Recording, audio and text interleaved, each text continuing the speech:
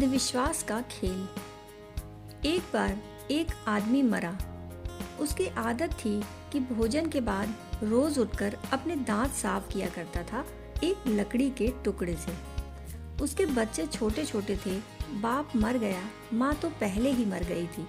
बच्चों को कुछ और ज्यादा याद न था, लेकिन एक बात बराबर उन्हें याद थी कि चौके के बाहर आले में एक लकड़ी का टुकड़ा रखा रहता था और पिताजी रात भोजन के बाद उस टुकड़े के साथ कुछ किया करते थे।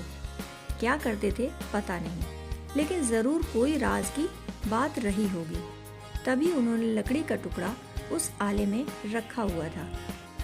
अब जब बाप की याद में रखना है तो साधारण लकड़ी का टुकड़ा क्या रखना, उन्होंने चंदन की लकड़ी का टुकड़ा रखा। और जब रख ही रहे हैं तो छोटा मोटा क्या रखना, उन्होंने चंदन की बड़ी लकड़ी का एक टुकड़ा रखा। उन्होंने चंदन की एक बड़ी लकड़ी का टुकड़ा खूब नक्काशी करवा कर रखा। अब उसका कोई भी संबंध न रहा दांत के साफ करने से। उससे दांत साफ हो भी नहीं सकते थे। दांत से तो कुछ लेना देना भी न रहा।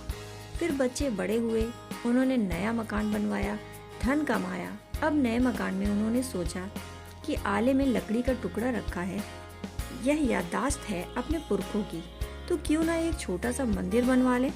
सभी को बात जची और अब धन भी पास में था, तो उन्होंने संगमरमर का एक छोटा सा मंदिर ही बना लिया। उन्होंने कहा अब आले में क्या रखना, बाप दादे गरीब थे तो ठीक था। अब संगमरमर का मंदिर बन गया बड़ा सा। अब उसमें एक छोटे से लकड़ी के टुकड़े को क्या रखना, तो वे एक बड़ा चंदन का पूरा झाड़ ही ले आए कटवा कर।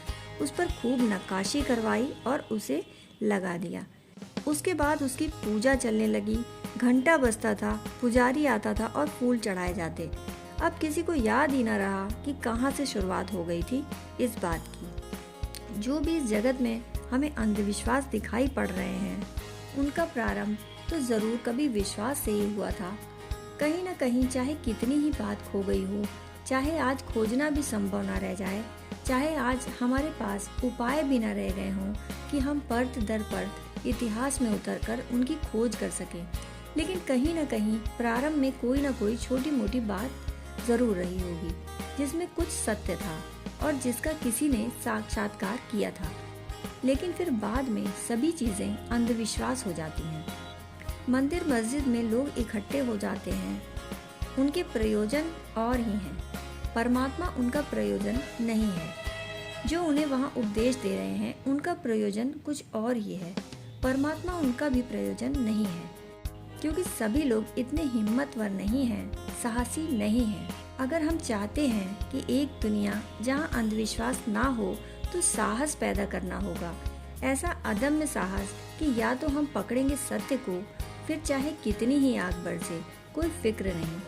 और अगर हमें सत्य नहीं पकड़ना है, तो सत्य के नाम पर हम झूठे सत्य ना पकड़ेंगे। या तो हम आस्तिक होंगे तो ऐसे आस्तिक होंगे जिन्होंने परमात्मा को जाना, या फिर हम नास्तिक ही रहेंगे मगर ईमानदार नास्तिक रहेंगे। दोस्तों, कहानी सुनने के लिए आपका बहुत बहुत आभार।